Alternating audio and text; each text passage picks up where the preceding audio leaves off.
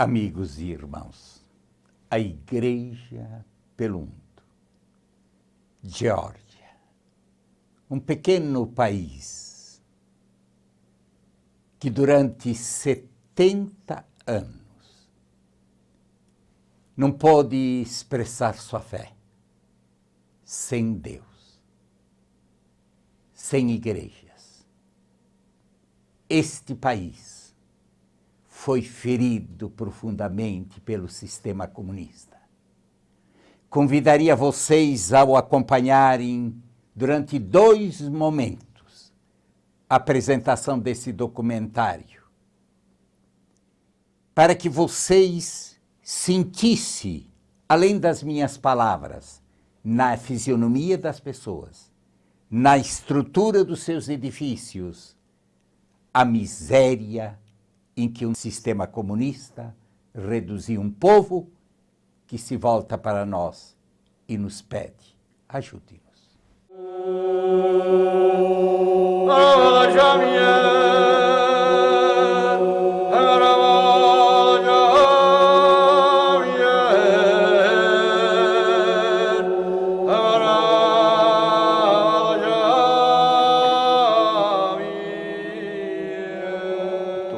Aqui na Geórgia, assim como em toda a União Soviética, vivemos sem Deus durante mais de 70 anos. As igrejas estavam fechadas e era até perigoso admitir que era um fiel.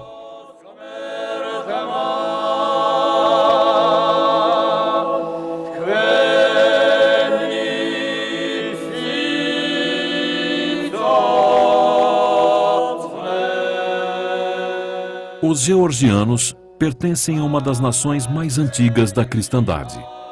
Segundo a lenda, o manto de Elias foi mantido na Geórgia, deixado aqui pelos judeus que estavam fugindo das perseguições ordenadas pelo rei Nabucodonosor.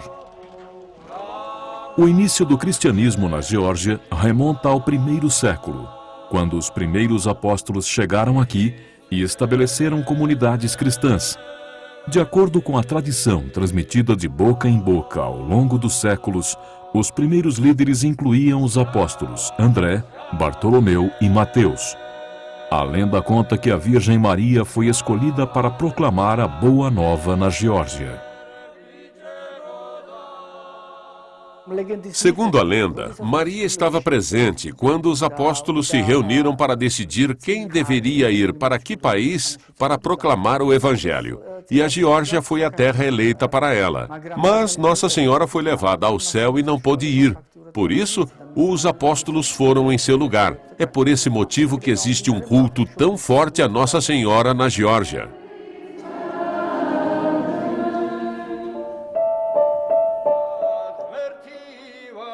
A Geórgia se tornou um país cristão graças a Santa Nina e ao rei e à rainha São Miriam e Santa Nana.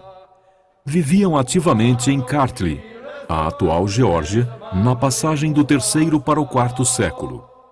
Durante o tempo que passou em Jerusalém, Nina teve uma visão em que via Nossa Senhora a enviando para pregar o Evangelho no Cáucaso. Terminou como escrava na corte do rei Miriam de Kartli, lugar onde se acredita que ela curou a esposa gravemente doente do rei, Nana. Em sinal de reconhecimento, o rei se converteu ao cristianismo.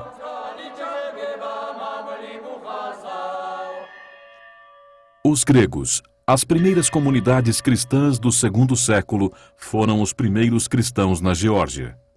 No século V, a Igreja Ibérica, como era chamada a Geórgia nesta época, recebeu o estatuto de Igreja Autocéfala e o seu próprio patriarca.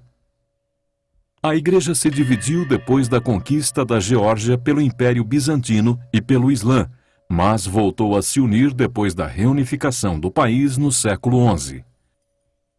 A situação se tornou mais complicada no século XV, quando a Turquia e a Pérsia atacaram sucessivamente a Geórgia com o intuito de islamizar a região. A situação permaneceu inalterada até o século XIX e o regime dos czares, quando, embora autorizados a construir igrejas, os católicos não desfrutavam de total liberdade de fé. Embora a Geórgia tenha alcançado a independência com a queda da Rússia czarista, ela teve uma duração muito curta, de 1918 a 1921. A independência terminou quando o Exército Vermelho invadiu o país em 1921, espalhando um terror sangrento e incorporando a Geórgia à União das Repúblicas Socialistas Soviéticas. A Igreja sofreu enormes perdas na época, em termos humanos, com prisões, deportações e execuções. E em termos materiais, com a confiscação e a destruição da propriedade da Igreja. A existência oficial da Igreja se tornou praticamente impossível. O regime comunista dominou as repúblicas soviéticas, incluindo a Geórgia, até o início dos anos 90. O sistema soviético, assim como todos os outros sistemas totalitários, procurou justificar o fracasso das suas políticas sociais e econômicas, atribuindo a culpa a uma ameaça interna e externa. Eles consideraram a Igreja Católica adequada para este propósito, sendo considerada pelo sistema comunista como o inimigo número 1.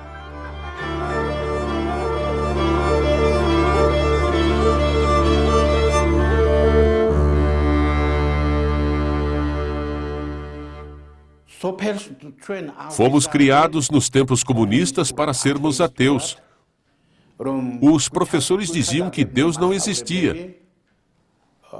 Nos ensinaram que apenas existia a lei e o poder naturais, sujeitos a estudos científicos para determinar a base e a estrutura da vida.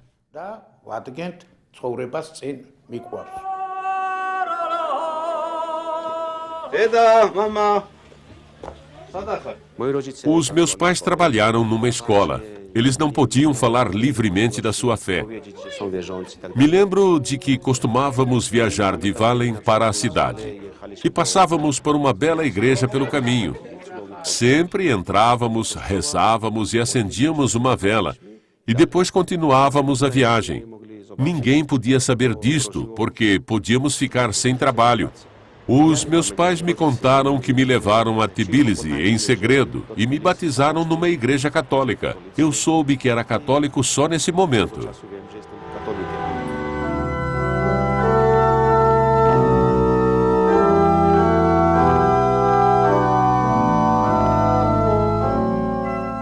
Os católicos, depois de terem sofrido enormemente sob o regime comunista, são agora apenas 50 mil.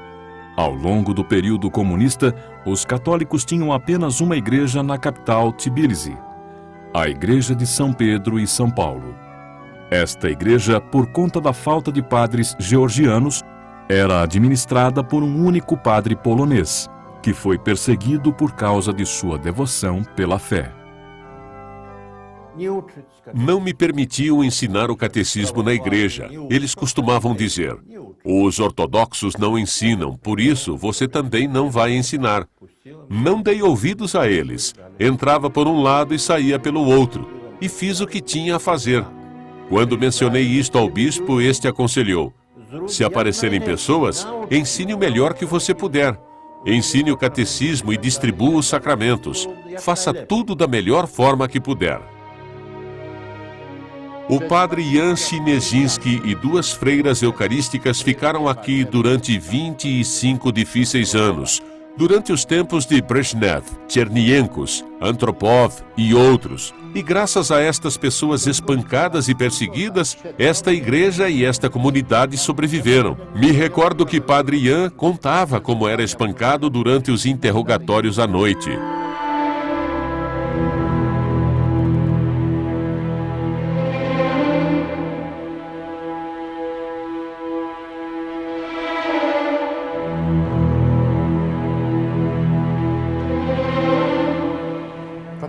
Pessoas como o padre Chinieszynski deveriam se tornar cardeais. É graças a essas pessoas, de quem ninguém se lembra ou ninguém fala, que a igreja sobreviveu aqui. Essas pessoas deram as suas vidas por esta igreja, nesta terra, neste lugar, neste país.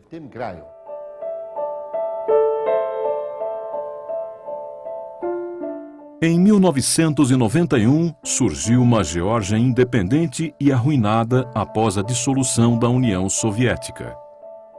Antes uma parte afluente da URSS, as relações decadentes entre Geórgia e a Rússia levaram rapidamente à desintegração da economia georgiana. Os cuidados de saúde na Geórgia, antes a inveja da União Soviética, sofreram um colapso. Os georgianos, habituados à energia barata da URSS, foram confrontados de repente com preços altos e cortes de energia. A produção dependente do comércio quase exclusivo com a União Soviética desmoronou com uma explosão de desemprego e pobreza extrema. Este colapso econômico foi acompanhado por um colapso moral. Tinha muita confusão na cabeça das pessoas entre o que era justo e moralmente aceitável e o que era socialmente permitido. Conseguir criar uma verdadeira consciência evangélica se tornou um verdadeiro problema. Ao problema da capacidade das pessoas para distinguir o que está certo do que está errado, temos que acrescentar também a natureza pecadora do homem.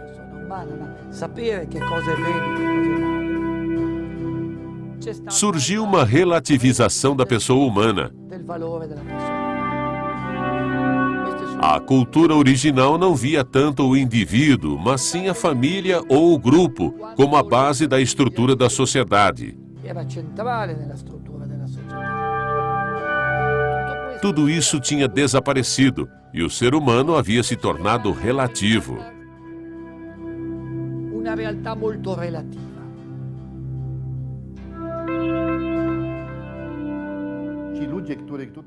Falo muitas vezes com diferentes conhecidos e amigos. Eles me dizem que nem tudo no comunismo foi mal. Por exemplo, os cuidados de saúde eram de qualidade e estavam disponíveis para todos. O Estado, o sistema garantia isso. Mas esse sistema, o soviético e comunista, de que estamos falando, eliminou alguns valores humanos, se perderam de alguma forma.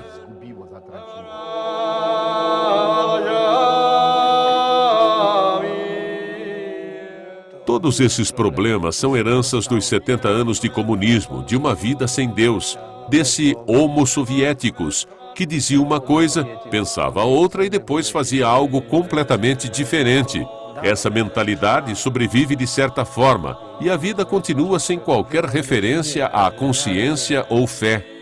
Essa situação continua até hoje. É, em primeiro lugar, a causa de uma falta de ideologia e depois de uma ideologia comunista que substituiu a religião.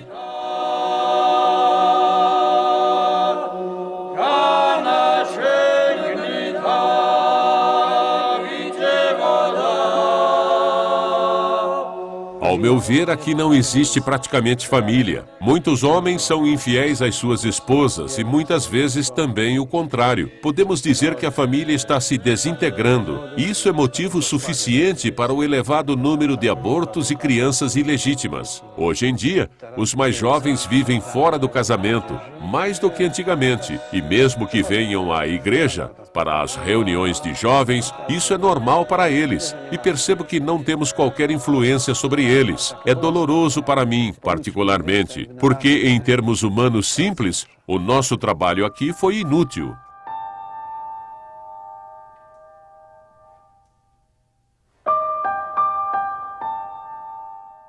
O comunismo na Geórgia levou, por um lado, ao desaparecimento de qualquer vida espiritual ou religiosa, e, por outro, a um colapso total da economia.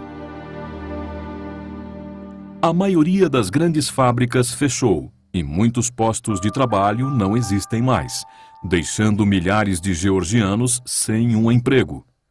O desemprego e a pobreza extrema atingiram níveis inimagináveis.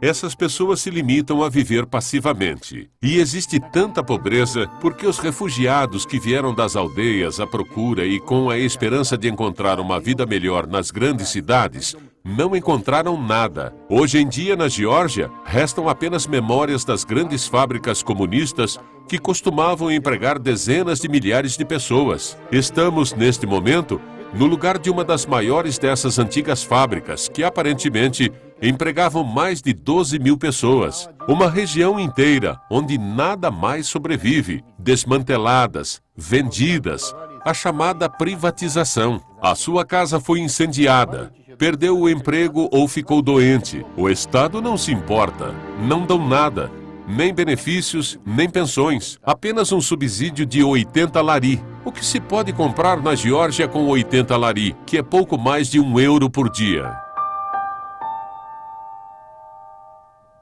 É preciso ressaltar que as pessoas são muito pobres. Se a minha coleta de domingo for de 12 lari, cerca de 4 euros, é uma grande coleta. Essa foi a primeira missa nesta igreja. Por isso que a coleta foi muito grande, 27 lari, cerca de 9 euros. Não vale a pena comparar as condições com qualquer outro lugar. As pessoas aqui são muito pobres. Muitos anos atrás, costumávamos ir à igreja todos os domingos. E lá tinha um casal com 2 filhas. Eles vinham à igreja uma vez com uma filha, outra vez com a outra. Um domingo, sem pensar, perguntei: por que é que vocês sempre vêm à igreja com apenas uma filha? Eles ficaram surpreendidos com a minha pergunta. Percebi imediatamente que tinha dito algo de errado. Me explicaram então que tinham apenas um par de sapatos.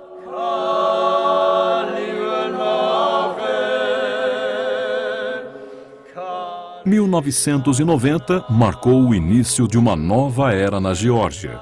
Foi proclamada a liberdade de religião. A Igreja Católica renasceu gradualmente. Vieram padres, principalmente da Itália e da Polônia, para reconstruir as paróquias arruinadas, enquanto a Geórgia estabelecia relações diplomáticas com a Santa Sé em 1993. Mas os georgianos católicos permaneceram vastamente dispersos pelo país, geralmente em pequenas aldeias distantes, o que torna o trabalho pastoral muito difícil.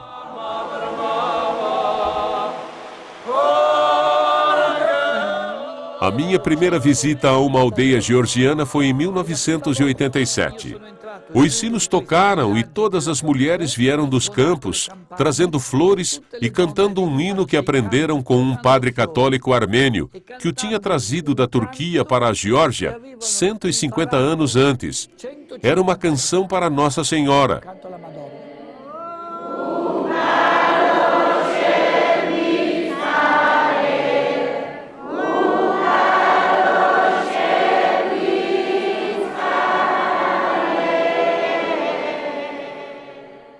Foi a primeira vez que viram um bispo. Foram muitas lágrimas e emoções, mas acima de tudo, tinha uma frase que muitos repetiam: não conseguimos acreditar que o Papa sabe que ainda estamos vivos.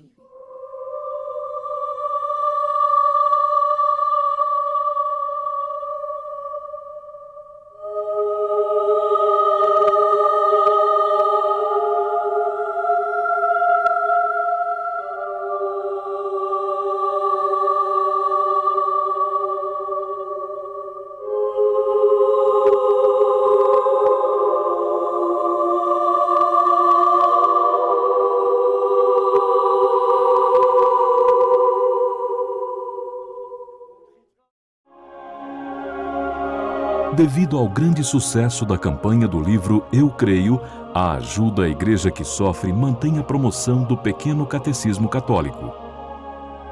Por apenas R$ 6,90 mais o frete, você recebe esse livro ilustrado de 208 páginas, que é um compêndio do Catecismo Católico. Uma oportunidade única para que todos possam aprofundar e manter viva a sua fé. Acesse o site www.ais.org.br ou ligue gratuitamente para 0800 77 099 27 e peça agora mesmo o Pequeno Catecismo Católico Eu Creio.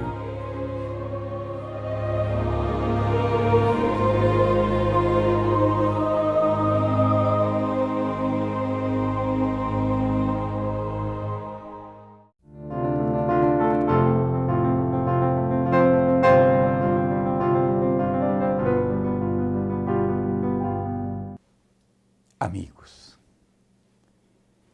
eu espero que vocês tenham olhado, se deixado tocar